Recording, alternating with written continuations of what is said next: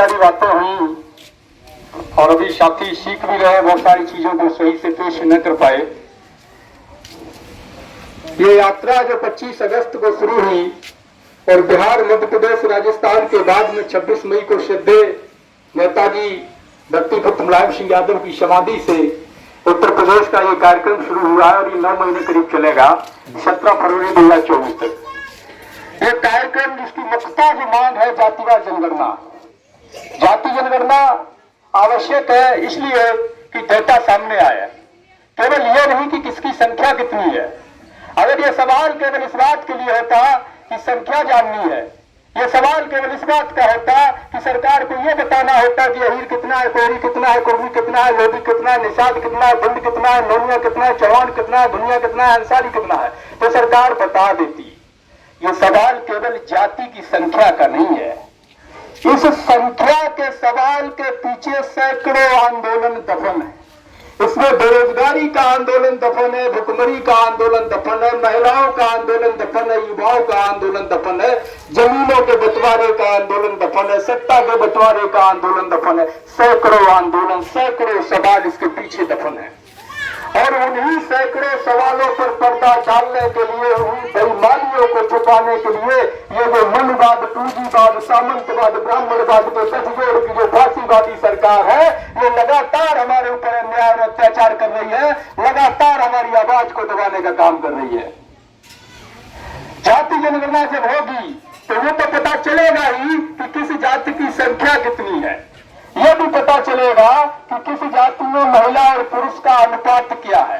यह भी पता चल जाएगा कि किसके पास कितनी नौकरियां हैं, कितने अधिकारी हैं और कितने चपरासी हैं, कितने पढ़े लिखे हैं, कितने अशिक्षित हैं, कितने बेरोजगार हैं, कितने बिजनेसमैन हैं, कितने कुपोषण का शिकार हैं, कितनी जमीनें हैं, महिलाओं की हिस्सेदारी क्या है, पुरुषों की हिस्सेदारी क्या है। पता चलेगा कि किनके मकान पक्के हैं और किनके मकान कच्चे हैं। यह भी पता चलेगा कि हवेलियों में कौन रहते हैं और किनके पास सर छुपाने की जगह नहीं है। यह एक बड़ा सवाल है। जाति जनगणना जो है केवल संख्या बताने का सवाल नहीं है साथियों। अगर संख्या बताने का सवाल होता तो कब का बता दिया होता। अगर संख्या बताने का सवाल होता तो नेहरू जी, स्वर्गीय नेहरू जी जब सत्ता का चांद पर हुआ, उसके बाद ये न कहते कि हम जातियों को नहीं गिनेंगे क्योंकि हम आधुनिक भारत बनाना चाहते हैं। उन्होंने इस सवाल को छुपाने के लिए बड़ा खूबसूरत षड्यंत्र रचा। वो खूबसूरत षड्यंत्र क्या था कि हम आधुनिक भारत बनाना चाहते हैं। मेरा एक सवाल है, जब उस समय देश आजाद हुआ था, आप लोगों को पता होगा कि धर्म के नाम पर कत्लेआम हुआ था, लाशों से ट्रेनें भर भर के आया और जाया करती थी। जब देश आजाद हुआ था, भाषा के नाम पर देश के टुकड़े हुए थे, राज्यों के बंटवारे हुए थे। क्या जाति के नाम पर राज्यों के बंटवारे हुए? क्या जाति के नाम पर कोई ऐसा नरसंहार हुआ जिसमें ट्रेनें भर भर के आई हो, जाई हो लाशों से? हुआ क्या कुछ ऐसा? अगर नहीं हुआ तो फिर जाति गिनने से देश कैसे टूट जाता? ये नेहरू जी को जवाब देना चाहिए था। हालांकि नेहरू जी नहीं है और हम मोदी नहीं है जो नेहरू जी से सवाल पूछे मरने के बाद भी, लेकिन बात है तो कही जाएगी। उस समय नेहरू जी ने धर्म को गिना और भाषा को गिना, लेकिन जातियों को नहीं गिना। ऐसा भी नहीं है कि जातियों को नहीं गिना जाता है। शेड्यूल कास्ट और शेड्यूल ट्राइब्स की जातीय जनगणना होती है क्योंकि संवैधानिक मजबूरी है, संविधान में दर्ज है, उसको गिनना पड़ेगा। ओबीसी, एससी, एसटी और सभी इस देश में जितनी जातियां, जितने समुदाय, जितने लोग रह रहे हैं, सबकी गिनती होती आई है। ये कोई नया सवाल नहीं है। 1882 से जातिवार जनगणना हो रही है और 1941 तक सभी जातियों को गिना गया।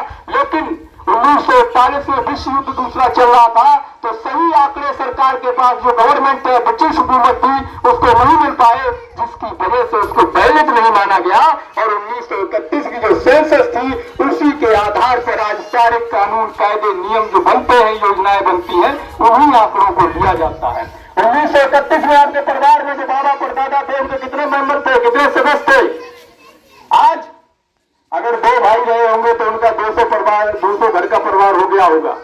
बेटा, नाती, पंती, कितनी पीढ़ियां बढ़ गई। कहीं कहीं तो गांव के गांव बस गए एक ही व्यक्ति से। हमारी आज की जनसंख्या क्या है?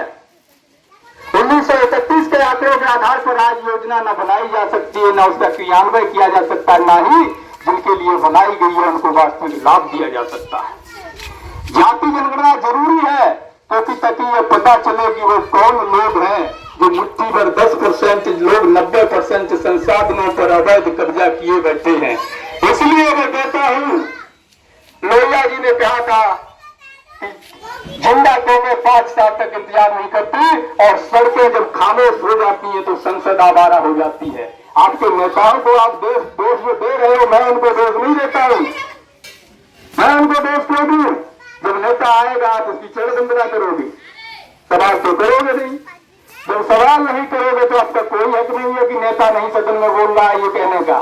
क्योंकि इसीलिए लोहिया जी ने कहा था कि जब सड़कें खामोश हो जाती हैं तो संसद आवारा हो जाती है।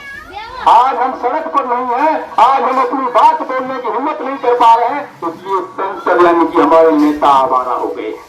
उन्हें कोई मतलब नहीं है। जाति जनगणना सत्ता में बंटवारे का सवाल है, राजनीतिक सत्ता में बंटवारे का सवाल है, धार्मिक सत्ता में बंटवारे का सवाल है, संसाधनों में बंटवारे का सवाल है, जमीन के बंटवारे का सवाल है, संपत्ति के बंटवारे का सवाल है, नौकरियों के बंटवारे का सवाल है, विधायिका, कार्यपालिका, मीडिया, न्यायपालिका में बंटवारे का सवाल है। ये केवल गिनती का सवाल नहीं है, आंकड़ों का सवाल नहीं है। मैं एक सवाल आपसे पूछता हूँ, एक बात बताइए, अगर आपके यहाँ घर में कोई फंक्शन हो, कोई शादी विवाह हो, आपको दावत देनी हो तो आप क्या करेंगे? कैसे दावत देंगे? आंकड़े जुटाएंगे ना, आंकड़े जुटाएंगे कितने मेहमान आने वाले हैं, उसी हिसाब से व्यवस्था करेंगे। अगर मान लीजिए आपने आंकड़े नहीं जुटाए और 100 लोगों की व्यवस्था कर दी, 500 लोग आ गए, तब क्या होगा? क्या होगा? व्यवस्था बंद हो जाएगी। और अगर 500 की व्यवस्था कर दी, 100 लोग आए, तब भी व्यवस्था भंग ही मानी जाएगी, व्यवस्था तब भी बंद हो जाएगी। इसलिए जो सरकार ये कहती है कि हमने ओबीसी के लिए इतना बजट अलॉट किया है, तो कैसे कहती है? आंकड़ा है क्या? मैं पूछता हूँ, आंकड़ा है क्या? इस आधार पर आपने कहा कि ओबीसी को केवल 1 करोड़ रुपए की जरूरत है। हो सकता है हमें 50 करोड़ की जरूरत है, या हो सकता है हमें 10 लाख में काम चल जाए। आंकड़ा है क्या? हम बेमानी की बात नहीं कर रहे, हम ये कह रहे हैं कि जातियों की गिनती करो, आंकड़े जुटाओ, और आंकड़े जुटाने के बाद में जो समाज जिसकी जितनी आबादी है उसको उतना जनसंख्या के हिसाब से नौकरियों में, विधायिका में, कार्यपालिका में, मीडिया में, संसाधनों में, जल जंगल जमीन में उसका हक दो। हम मेहनत के लोग हैं, मेहनत से उगाते और मेहनत से खाते हैं। हम मेहनत के लोग हैं, कोई बेईमानी नहीं करते और ना ही किसी हकदारी की बात कर रहे हैं। हम कहते हैं अगर ब्राह्मण 2.5% है तो 2.5 और 250% है, 250 दे दो, हमें क्या दिक्कत है? लेकिन हमारा जितना बनता है उतना हमें चाहिए, ना हम 1 पॉइंट कम लेंगे और ना 1 ज्यादा मांगेंगे। इसलिए भी जाति जनगणना जरूरी हो जाती है। कि आपको याद हो जब राजस्थान में गुर्जरों ने आंदोलन किया, उन्होंने कहा कि हमें 5% आरक्षण चाहिए, सरकार ने कहा नहीं देंगे, आपकी संख्या नहीं है, गोलियां चलवा दी, हमारे 73 गुर्जर भाई मारे गए। महाराष्ट्र में मराठाओं ने आरक्षण मांगा, सरकार ने नहीं दिया, गोलियां चला दी, हमारे कई मराठा भाई मारे गए।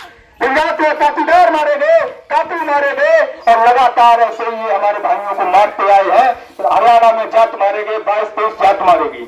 आप ये सोचिएगा, अगर आंकड़ा होता तो सरकार कहती, गुजरों से कहती भाई तुम 5 नहीं 1 हो, 1 ले लो, वो शांत बैठी जाते। मराठाओं से कहती तुम जितना मांग रहे हो उतनी तुम्हारी संख्या नहीं है, इतनी है तुम इतना ले लो।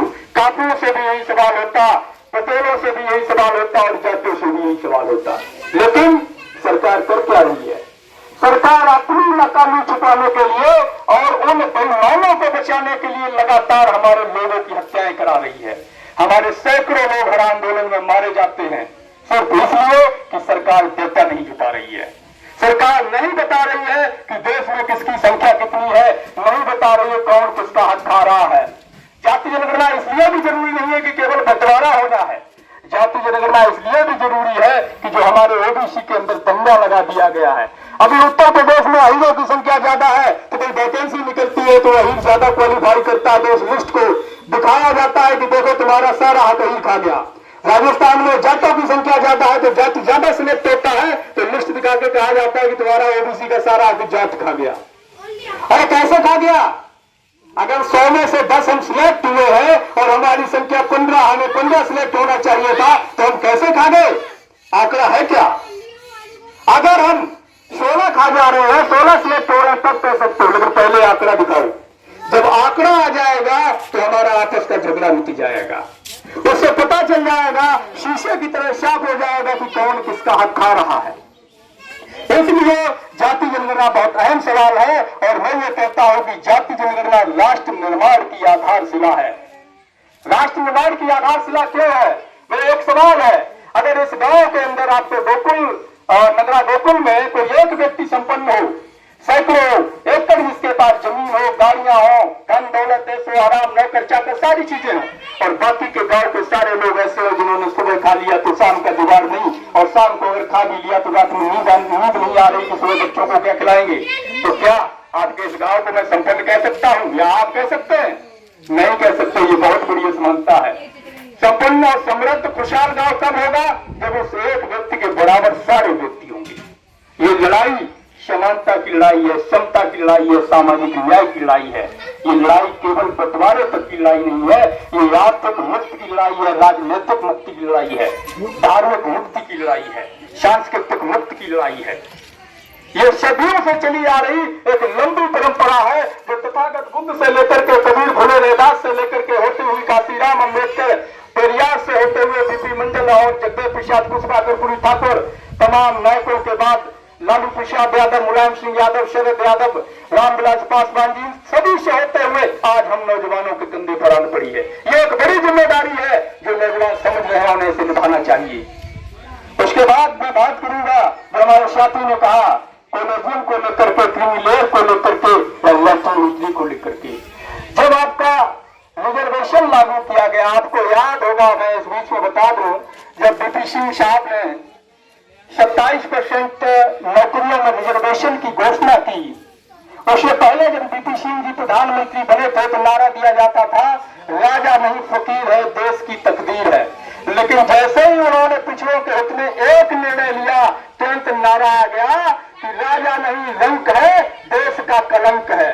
जब कर्पूरी ठाकुर साहब ने बिहार में आरक्षण लागू किया तो नारा दिया इन तथाकथित उच्च जाति के लोगों ने, इन मनवादी मानसिकता के लोगों ने कि आरक्षण कहां से आई, कर्पूरिया की माई ब्याई, कर्पूरी कर्पूरा और छोड़ गद्दी उठा छोड़ा। उसी समय जो उत्तर प्रदेश में माननीय रामनिवास यादव जी ने आरक्षण लागू किया तो क्या नारा दिया गया, याद होगा आप लोगों को, रामनिवास गद्दी छोड़ जाके भैंस चरा, ऐसा एक नारा दिया गया था। मुझे कंफर्म याद नहीं है, इसी तरह का था। तो आप सोचिएगा कि जब जब आपके हित में कोई निर्णय लिया जाता है, आपका कोई नायक, आपका कोई नेता जब जब आपके हित में निर्णय लेता है तो उसको इसी तरह के सम्मान सूचक शब्दों से नवाजा जाता है। इतनी भद्दी भद्दी गालियां दी जाती है, आप लोग पढ़ेंगे तो मुझे को अपने मुंह से नहीं बोल सकते, इतनी भद्दी। साथियों नमस्कार, जय मंडल, जय श्रमदान, जय जोहार। मैं अनुज सिंह विद्रोही।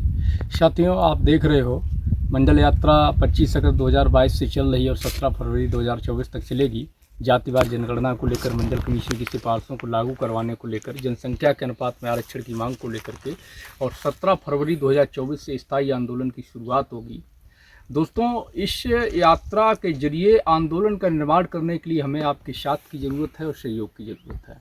आप सभी से अपील है कि आप सभी इस यात्रा को चलाने के लिए आर्थिक सहयोग करें, यात्रा के जो वीडियोज़ हैं उनको अधिक से अधिक शेयर करें और हमारे इस यूट्यूब चैनल को सब्सक्राइब कर लें, बेल आइकन को प्रेस करें ताकि आपको नोटिफिकेशन मिलता रहे और अधिक से अधिक लोगों तक इस सूचना को पहुंचाएं। अपना कोई मीडिया नहीं है, अपना कोई तंत्र नहीं है, हम लोगों को अपनी लड़ाई, अपनी सूचनाएं खुद ही प्रसारित करनी, खुद ही लड़ाई को खड़ा करना है। शुक्रिया। जय मंडल, जय श्रमदान।